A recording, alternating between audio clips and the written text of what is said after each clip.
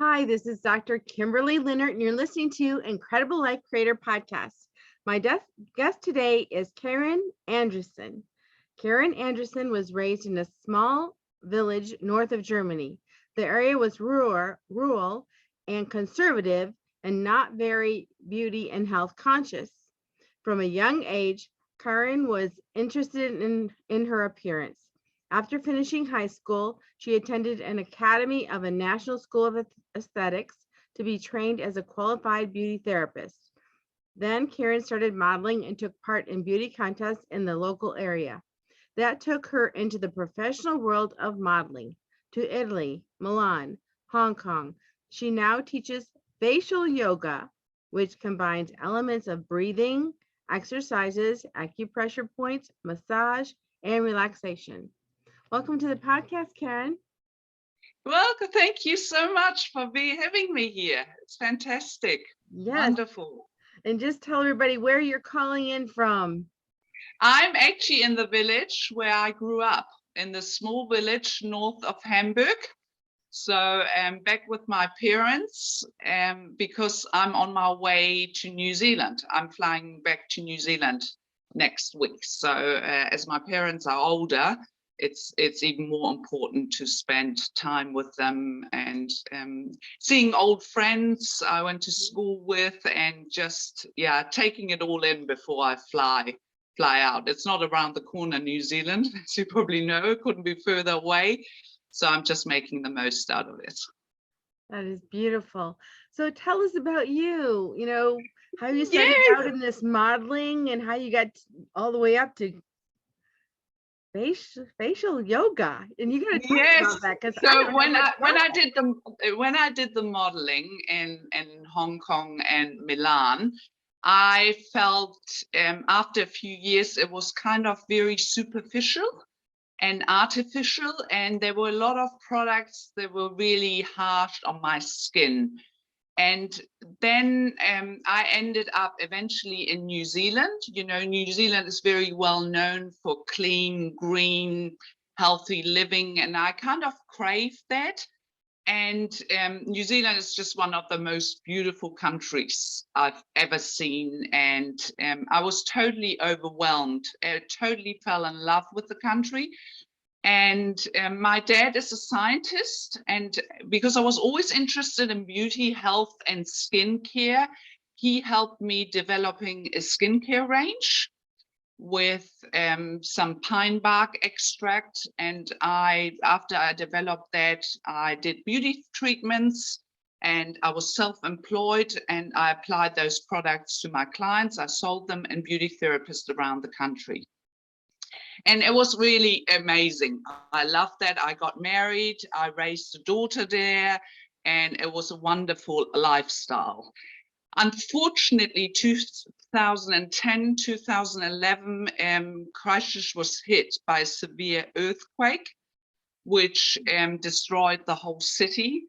And with that, a lot of other terrible things happened, people that were killed in the earthquake, their houses were broken in, and a lot of bad things happened. And I could see also, because the city was so badly destroyed, it would take years and years to rebuild the city.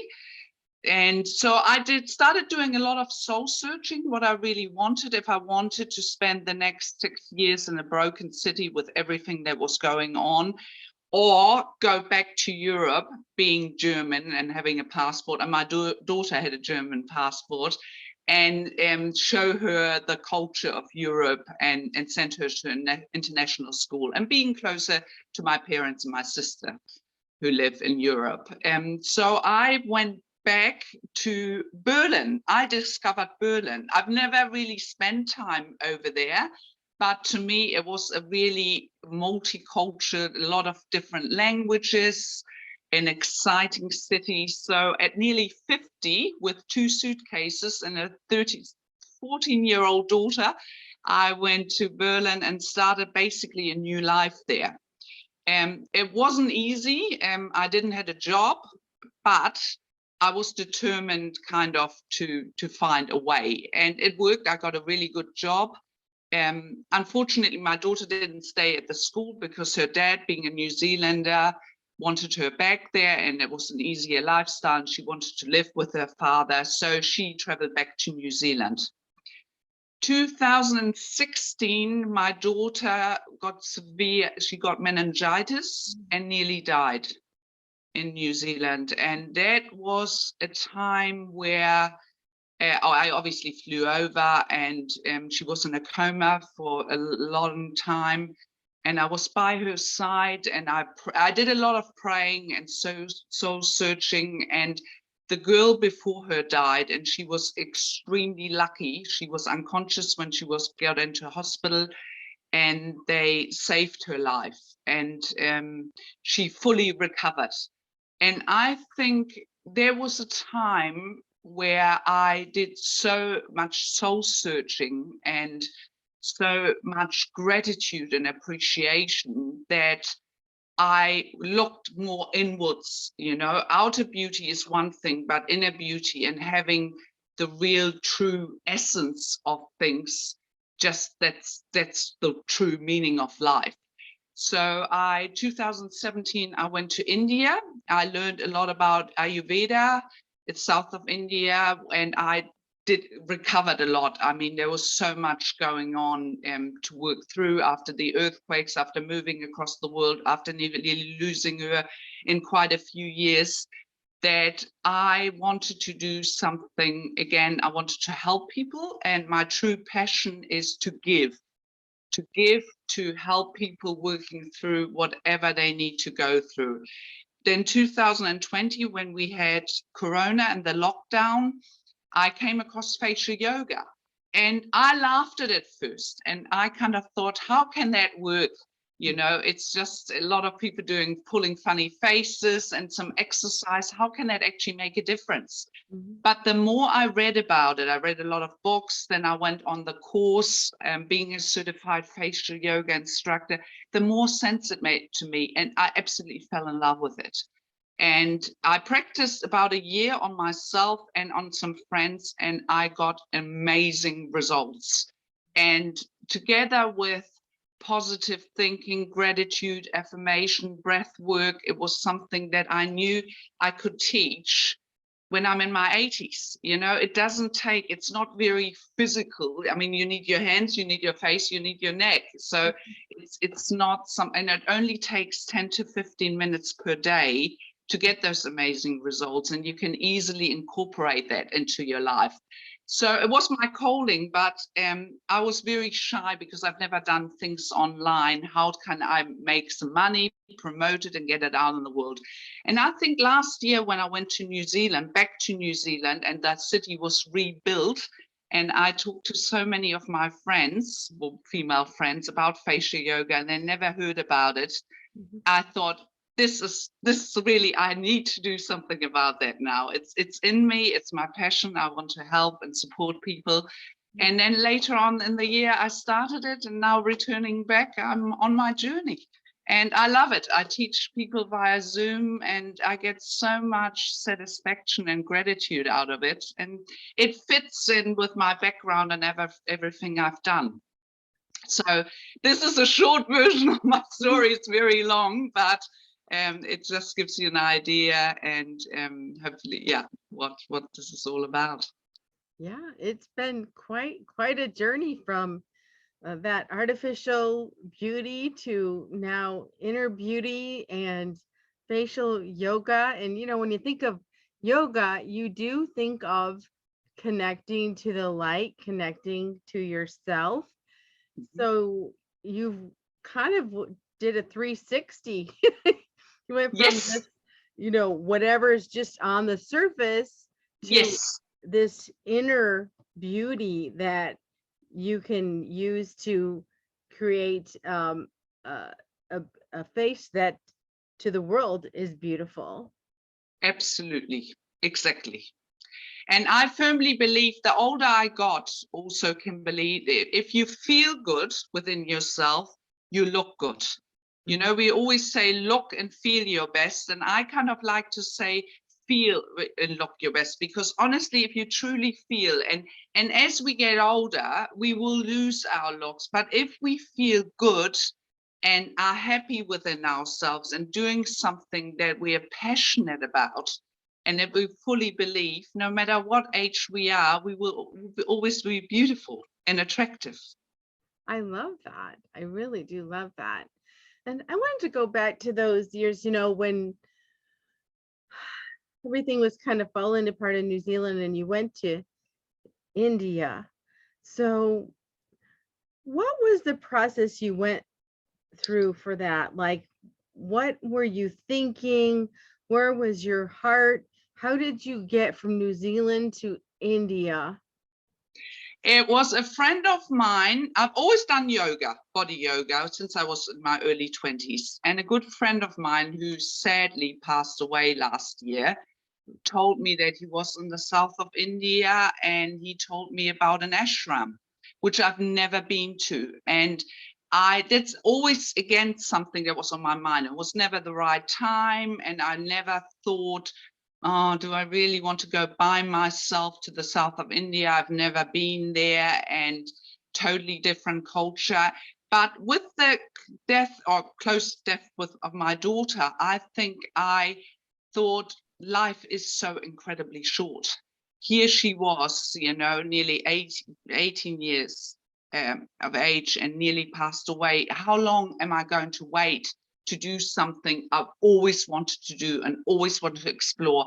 And it's probably one of the best things I've ever done, because there I healed a lot, and I learned a lot, and about Ayurveda, and you're probably familiar with all the nutrition, and and the people, the kindness I experienced in the area, and the support and the simplicity of life over there, I absolutely loved. And it was very simple. It's not glamorous, but it's kindness, and it's the wholesome, and so that's how India went. And I've still got good friends. I've actually met someone there who's got a resort there, and I did 3 seasons working there in the health resort, managing guests and meeting and greeting, and doing some facial yoga and some treatments. So again, it was meant to be. It sounds like a wonderful job where you can be in a community where you are feeling good, you're contributing, but you're also having all these amazing people coming in from probably everywhere. All over the world, yes, because obviously it didn't happen in the last few years with COVID. So I haven't been there. I'm kind of hoping that I do a season. It's seasonal there to work. And it's too hot, otherwise it's too hard. But between November and March, it's a wonderful time to be there. So so hopefully that will happen again. We'll see. Yes, we're all hoping. In fact, let's talk about that, traveling by yourself and just traveling in general, because you've traveled quite a bit. What would you say to a woman that wants to travel by herself at this point, and any tips or? Yeah, I think you just trust your instinct, trust the universe, and really, I think if you think about it too much and too hard, what could happen because I'm a woman and I'm by myself, then you probably never do it. And I would also always recommend get some tips and advice from people.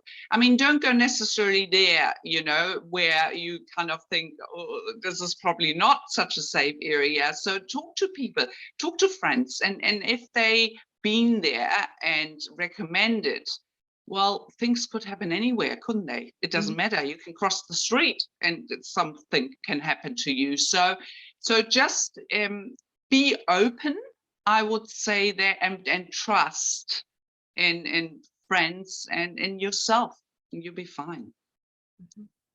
Well, thank you. Yeah. So tell us about this facial yoga. Like, how does it work? And Well, we have 57 muscles in our faces. around 57. And we work on our body and we train our body so much, but a lot of the facial muscles are actually over or underused. And with exercises, massages, and acupressure points, if you do that, it's a muscle memory on your face as well. And you can activate your muscles or you can relax them a bit more. And it just by, as I say, it's always awareness. Obviously, it's good posture. Without awareness and good posture, you will not have amazing results. And of course, you need to do it. And we are, as I say, with 10, 15 minutes, you can achieve a lot. It's not an instant thing. It's not like Botox and hyaluronic acid. It's just, although you can do facial yoga after a certain period of time after you've been injected. But I've had amazing results before and after without any filters within 4 weeks of practicing it. And with that, of course, goes also affirmation, breath work. It's an inner, it's nutrition. How do we sleep? Do we drink enough? So all these things I address. I do Zoom calls at the moment with my clients, and once a week. And in the first hour, we always talk about, do you drink enough? How much do you sleep? How do you, what kind of food do you have? And so, yeah, it is a combination. What is your thought process? Where are you at the moment? You know, how do you feel? Which areas do you work with? So send a lot of love and positive thought. And then, hey, have you ever seen a happy person not looking good? Doesn't work. It doesn't happen. So that's what I mean. You know, it comes again from within yourself as well. Exactly. Would you be willing to show us like one of the exercises so we can see what it looks Yeah, like? absolutely. Okay. I love that. It's a really simple one, and that's the big O. So you basically, you drop your jaw like you're yawning. You don't force it, just drop it. And then you look up, and without wrinkling, we don't want to create lines when we do facial yoga. So you place your hand on your forehead and you look up, and you hold it. I demonstrate it first, and then you hold the pose. You breathe into it for about 10 seconds. So drop the jaw and then look up without trying not to wrinkle your forehead, and then hold it for 10 seconds.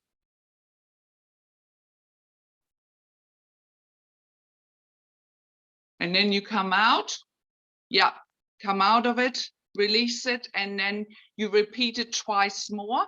And there are pictures, you know, before it just tones the under eye area, it lifts, it increases the circulation, the blood flow in your skin, and that's medically proven. It's not something, a gimmick or something like that. And you can, if you do that and you concentrate and breathe, you can feel it. You can feel the tightening under your eyes and the strengthening. So that's a very easy pose we can do anywhere, in the bathroom, when we watch TV.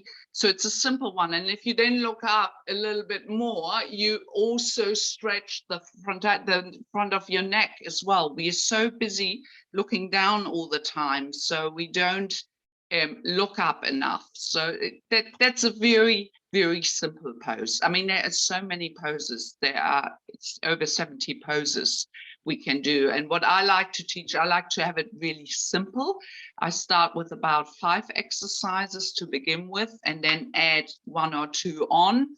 And then you record them and then you demonstrate them so you can easily remember them, deciding on the area you want to work on. If you don't like a certain exercise, I exchange that with another one. So you feel at the end of it, you feel happy with the exercise, and you can totally easily incorporate that into your daily life. And you can easily remember and then see and feel and see the benefits. All right. Well, I love simple. I don't know about anyone else, but I love simple. So that is great because I can do that. I won't feel overwhelmed, which is wonderful. And when I did that one little exercise you showed me, I'm like, I don't think I've used those muscles in a while. Absolutely. I could really feel them. Yeah. And the other thing is, yeah. definitely. So, And also in the jaw uh-huh. area, you know, when you grind, a lot of people grind their teeth.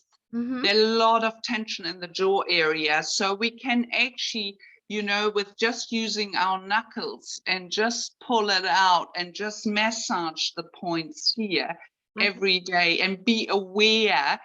Do we clench our teeth when we concentrate? You know, is there a tendency in there? I've had that all my life. Just to relax, just a lot of reminders, and it does make a huge difference, you know. Oh, And yeah. around the eye muscles, as we get older, the eye muscle shrinks. And if we do certain eye exercise, you know, strengthen the eye muscle, the inner eye muscles, we can actually open our eyes a little bit wider, what they used to be, by doing exercise, you know. Well, It's that just, is wonderful because by trade, I'm an optometrist. I'm an eye doctor. And people are always oh, asking me, how can I get rid of these bags? And I'm like, there's a few products out there, but I really don't know because so many people where I live, we have very bad allergies. The pollen is very high. And so yeah, at the so many moment people too. walk around with, puffy eyes. So to have a way to do that, and Yep. also the same thing, people's eyelids, as you get older, they start Mhm. to droop, and some people get a lot of heaviness here to the point where they even get surgery to pull their eyelids back up. Yes. Yes. So, yes, if we can do that naturally, I'm all about natural. If we can do that naturally, that would be great. Yes. And it looks very natural as well because it is natural. Mhm. It's not, and that's another thing I love about it. It's subtle. It's not. It's still amazing. You know, I've got pictures on my Facebook page where even I went, oh my God, she really achieved that without filter, without, you know, fillers, anything, you know, just by changing a few things and doing a good routine. It is remarkable. But yes, so we can definitely do that if we do the exercises, preferably daily. Mhm. And then I know you're doing the facial yoga, but what other things do you do every day as part of your routine? Do you have a morning routine? Is there something that you do every day that keeps you in the right mindset? Or how do you start your day? Definitely. I try to exercise my body as well every day. I either go walking or I do, as we get older, you know, we lose a lot of strength and muscle tone. I try to incorporate that a little bit with weights now, which I never used to do, but just to build some muscle, and body yoga as well. And while I'm doing my facial yoga, I do my meditation and affirmation and gratitude. I incorporate that together, because you can easily do that. Once you do your exercise, you have your routine, you're comfortable with your routine, you don't need to think about it so much. And then you can, you know, through your breath work, have a lot of gratitude and affirmation. So positive thinking, yeah, definitely. Exactly. And it sounds like a lot of what you do has to do with relationships with people and being in relationships with people, and just talk about how having relationships with, friends has helped you throughout your life. Mhm.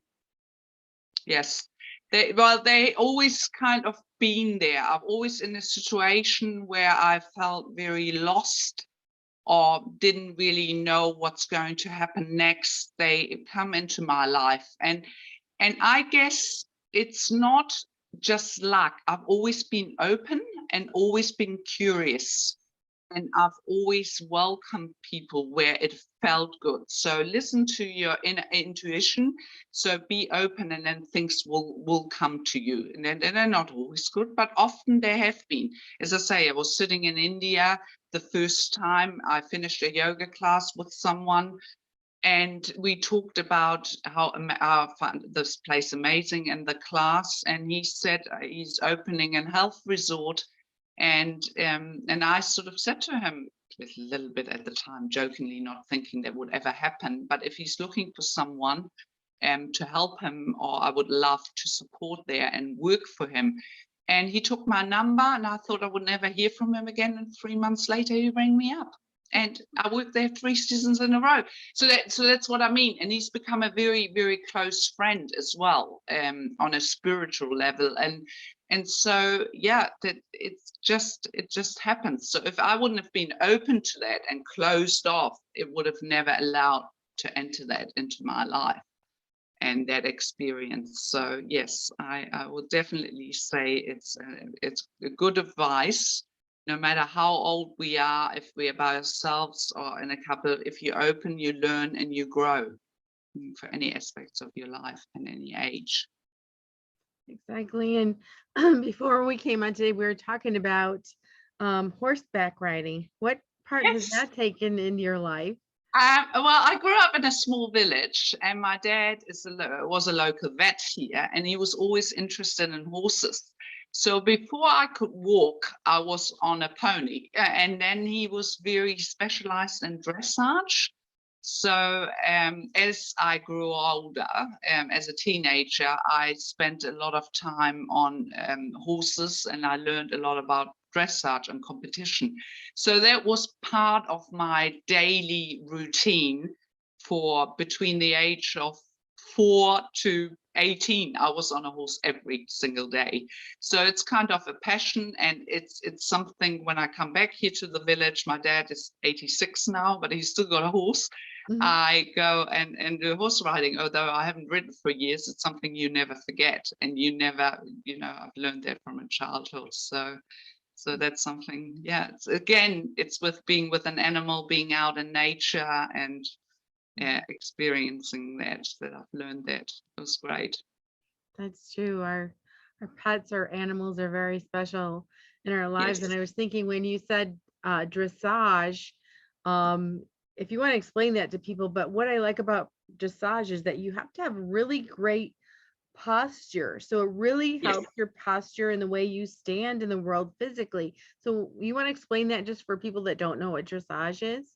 Dressage is really, I always kind of like to say it as an art, like horses are dancing. It's certain lessons you do, and the horse really develops that, and you learn with the horse certain things. So it's trot, and it's a certain gallop, and it's a lot of discipline, and it's very hard work, but it's also, as you said, it's very good for your posture. So it's kind of probably the opposite to jumping. You've got your horse very much under control, and you do certain exercises with the horse, and you obviously have to give the commandos and things like that for the horse. And yeah, it's very beautiful.